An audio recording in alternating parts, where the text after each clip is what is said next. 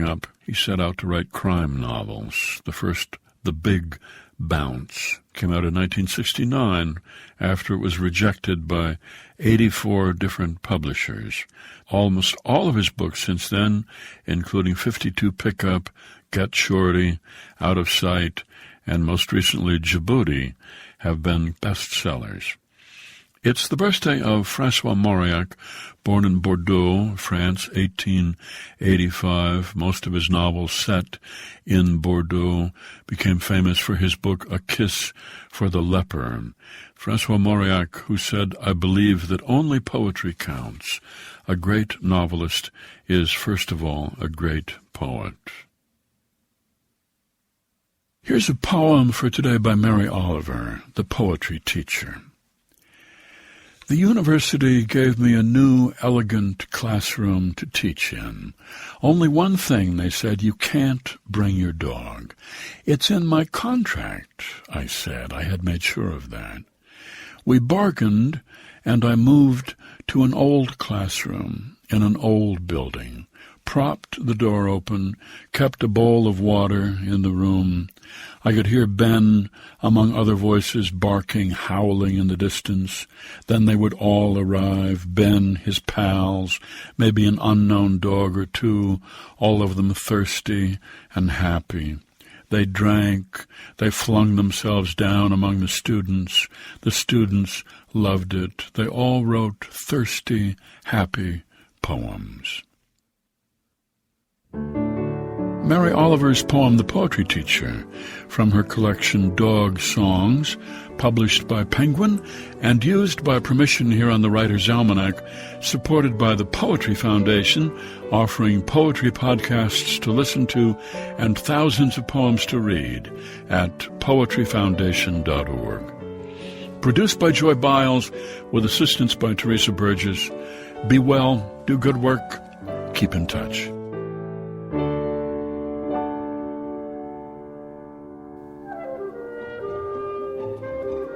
This is the Composer's Datebook for October 11th. I'm John Zeck. On today's date in 1928, the Danish composer Carl Nielsen conducted the first public performance of his new clarinet concerto in Copenhagen. The clarinet, said Nielsen, can at one and the same time seem utterly hysterical, gentle as balsam, or as screechy as a streetcar on badly greased rails. Nielsen set himself the task of covering that whole range of the instrument's conflicting emotions and colors.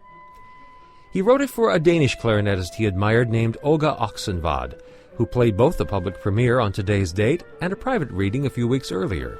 After the private performance, Oxenvad is supposed to have muttered, "Nielsen must be able to play the clarinet himself, otherwise he would hardly have been able to find all the instrument's worst notes." The concerto's wild mood swings puzzled audiences in 1928 who didn't know quite what to make of it. Today it's regarded as one of Nielsen's most original works.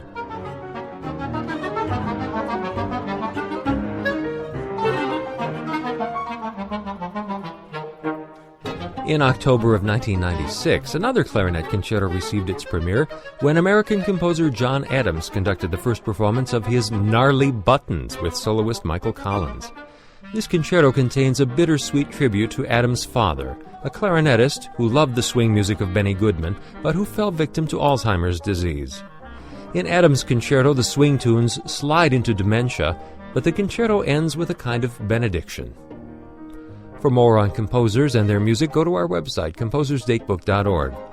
Composer's Datebook is produced by APM, American Public Media, and the American Composers Forum, reminding you that all music was once new.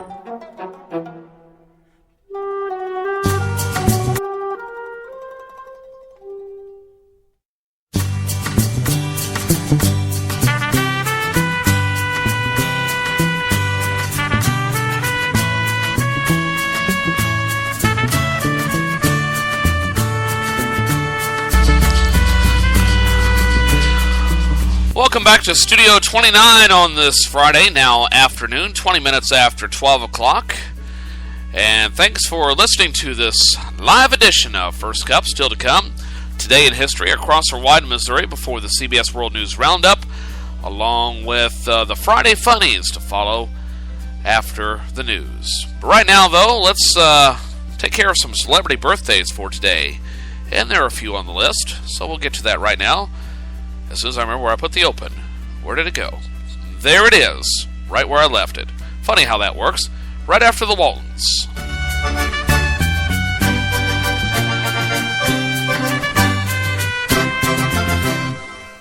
Damn it, Jim, what the hell's the matter with you? Other people have birthdays. Why are we treating yours like a funeral? Bones, that ought to be lectured. Very, very many happy reasons. And taking a look at celebrity birthdays for the 11th day of October 2013. And before I do that, though, wish to remind you that if you're celebrating your birthday today, happy birthday. You celebrate your birthday with these people. Joan Cusack of Broadcast News, Say Anything, Toy Story 2, and Toy Story 3 is 51. Luke Perry of 90210 fame is 47. Boy, that makes me feel old. Jane Krakowski of 30 Rock and Ally McBeal is 45 today. And a hottie, Emily DeShano of Bones, she is 37. And to me, she doesn't look a day over 28. And those are celebrity birthdays for this Friday, October 11th, 2013. And speaking of birthdays, coming up on Monday's program, right here on this very show that I call First Cup, I will have a special birthday party for a very special person in my life. You just have to tune in to find out more about it, okay? Have some special birthday... kind of a surprise party, what I'm trying to say, on Monday's program. Boy, I should have slept a little bit longer. Time now to go back in time for this date in history and find out what happened on this date in years past, in addition to a few famous people being born. And let's go down to the time machine. Yes, I know it's a DeLorean, but if you're going to build a time machine, why not do it some style, right? So I have room for one passenger, and I've chosen, let's see here, hold on just a moment. I've chosen you. Yeah, I've chosen you. So let's get in, and let me put the key in the ignition, turn the time circuits on, and away we go.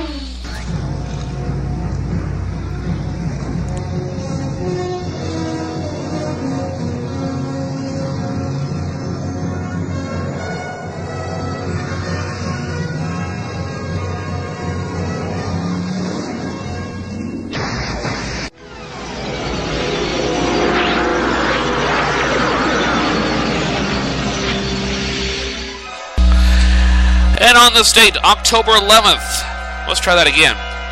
On this date, October 11th, 1950, wonder why it wasn't faded out, I had the wrong fader bar. On this date, 1950, the FCC issued a license to CBS to begin broadcasting TV shows in color.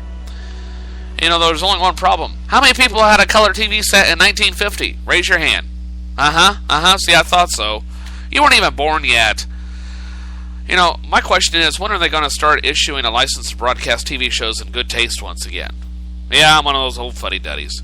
Anyway, that's part of what happened on this date in history. For the rest of today in history, let's go to the Associated Press and some overmodulated levels, and hopefully I won't pull down the wrong fader bar this time.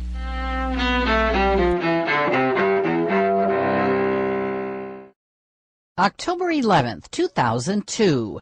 On Capitol Hill, the Senate joins the House in authorizing U.S. military force against Iraq. Arizona Republican John McCain says Saddam Hussein must comply with the UN on giving up weapons of mass destruction, or else. Allowing him to remain in power with the resources at his disposal would intolerably and inevitably risk American interests in a region of the world where threats to those interests affect the whole world. But West Virginia Democrat Robert Byrd accuses the White House of a power grab. The Bush administration wants that president to have the power to launch this nation into war without provocation and without clear evidence of an imminent attack on the United States. And we're going to be foolish enough to give it to him. Also that same year, former President Jimmy Carter wins the Nobel Peace Prize, honored for years of peacemaking efforts. 1991. In Washington, Anita Hill testifies before a Senate panel about her claims that Supreme Court nominee Clarence Thomas sexually harassed her. Thomas denies the claims, denouncing the hearings as a high-tech lynching. The Senate ultimately confirms Thomas. 1962, Pope John XXIII convenes a Second Vatican Council, whose meetings reshape the Catholic Church. And 1975, live from New York, it's Saturday night! The comedy sketch show Saturday Night Live premieres on NBC. Today in History, October 11th. Camille Bohannon, The Associated Press. This is Across Our Wide Missouri with Bob Priddy. A lot of our towns are named for famous people. Several more are named for the first settlers of the area or families of the first settlers, but of those named for famous people, few have ever actually been visited by the person for whom they're named. It's a day of considerable pride when a town is visited by the well-known figure for whom it is named. It happened once in a town once known as Centerville, an unincorporated area in Phelps County. We'll tell the story of that day in a minute. Today might be the day I drop out of school. Today could be the last day I try. My parents alone can't stop me. My friends can't even stop me. But you might be able to. With United Way, you could tutor me, be my mentor, or volunteer to just read with me. If someone had helped me earlier, I might not be struggling. And studies prove that kids who read well by 3rd grade are more likely to graduate. There are tons of ways people like you can help kids like me stay in school. And United Way is calling for you to be one of them. Because it takes 12 years to create a graduate. It takes about the same time to create a dropout. And the difference between me becoming one or the other could be you. Make me a success, not a statistic. Take the pledge to volunteer now at unitedway.org. Brought to you by United Way and the Ad Council. The town incorporated in 1944 and changed its name. Mayor Alfred Cook said the town had gained prosperity because of World War II, and he wanted to become a town of peace. And so the town was named after a hero of the war. That's why today, when you drive west from Rolla on what has become Interstate 44, you will pass not through Centerville, but through the community of Doolittle. It's a town of a few hundred people named for Jimmy Doolittle, former St. Louisan, who was the leader of the first air raid on the Japanese mainland during World War II. 2 years after the town named itself for him, General Doolittle saw it.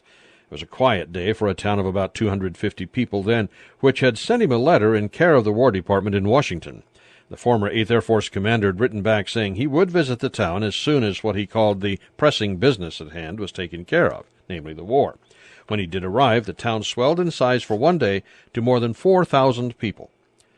Doolittle flew to the airport at Vichy, a few miles north of Rolla, that morning in a B-25, the kind of bomber he flew to fame in the raids on Tokyo. In Doolittle, the town was ready with its biggest barbecue in history. The guest of honor, who knew C and K rations intimately, dined on Ozark rabbit and squirrel and Gasconade River fish. The Rolla High School band was there, along with 100 uniformed girl members of the Rolla Glee Club, who sang one of the typical songs of the day, "Doolittle, You Did So Much for Us." It was a song written by Kitty James Schofer from Reading, Pennsylvania, obviously in the general's honor. During the ceremonies, a plaque bearing the general's likeness was unveiled.